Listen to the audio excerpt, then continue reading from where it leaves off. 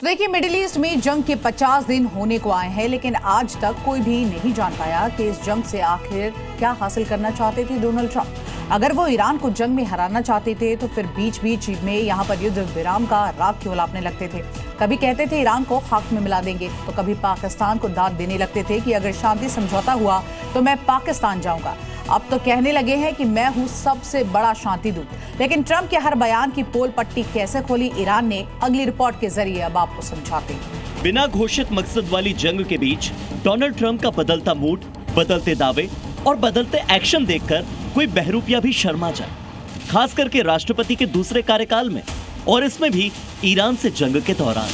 पिछले 39 दिनों में ट्रंप की लंबी फेंक का जवाब ही नहीं। ट्रंप की लंबी लंबी फेंक को कई मीम्स में ब्रेटली, शोएब अख्तर की कहर ढाती गेंदों से भी तेज बताया गया। यानी आज की डेट में ट्रंप से बड़ा फेंकू कोई और है ही नहीं। ये कोई मजाक की बात नहीं है, बल्कि पिछले 3 दिनों में डोनाल्ड ट्रंप ने जो दावे किए हैं उसकी असलियत यही बताती है।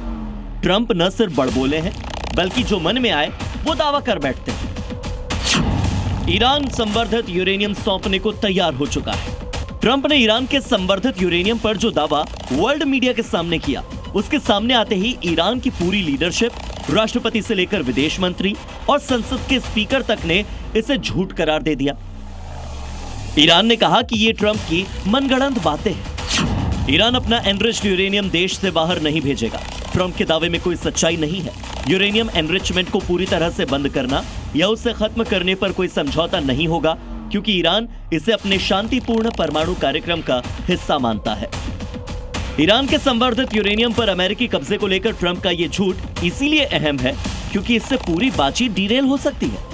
ईरान ये लगातार कह रहा है कि वो अपने शांतिपूर्ण परमाणु कार्यक्रम पर कोई समझौता करेगा ही नहीं, और एक बार नहीं कई बार कह चुका है। ईरान के लोग मीडिया के जरिए फैलाए जा रहे ट्रंप के दबाव से प्रभावित नहीं होंगे। एनरिच्ड यूरेनियम ईरान के लिए उनकी जमीन जितना ही कीमती है और इसे किसी भी हालत में बाहर नहीं भेजा जाएगा। अब आते हैं स्ट्रेट ऑफ हॉर्मुज पर, जिसे ईरान ने दुनिया भर के जहाजों के लिए खोल दिया है। ये ट्रंप का दावा है, और इसके साथ ये दबाव भी कि हॉर्मुज खुलने के बाद भी अमेरिका की नाकेबंदी वो जारी रखेंगे। ट्रंप का ये दावा भी हॉर्मुज पर ईरान के स्टैंड से बिल्कुल अलग है। ईरान ने न सिर्फ हॉर्मुज पर बल्कि 3 दिनों में बोले गए 5 झूठों का पर्दाफाश किया। सबसे पहले ट्रंप ने कहा कि एनरिच्ड यूरेनियम अमेरिका को ईरान देने वाला है, तो ईरान ने कहा कि हमने तो ऐसा कोई समझौता ही नहीं किया। फिर ट्रंप बोले कि हॉर्मुज की नाकेबंदी जारी रहेगी, तो ईरान ने कहा कि नाकेबंदी जारी रही तो फिर दूसरे रास्ते हम बंद करेंगे। ट्रंप बोले कि ईरान को हॉर्मुज में बिछी माइंस हटाने में हम मदद करेंगे, तो ईरान ने कहा कि हमने तो ऐसी कोई योजना फिलहाल बनाई ही नहीं है, ये भी झूठ है। ट्रंप ने कहा कि ईरान अपना परमाणु कार्यक्रम अनिश्चित काल के लिए रोक देगा। इस पर ईरान ने सफाई दी कि हमारा परमाणु कार्यक्रम शांतिपूर्ण उद्देश्यों के लिए है, जो जारी ही रहेगा।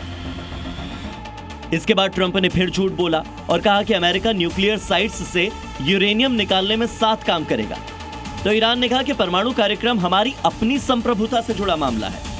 ट्रंप ने फिर झूठ बोला।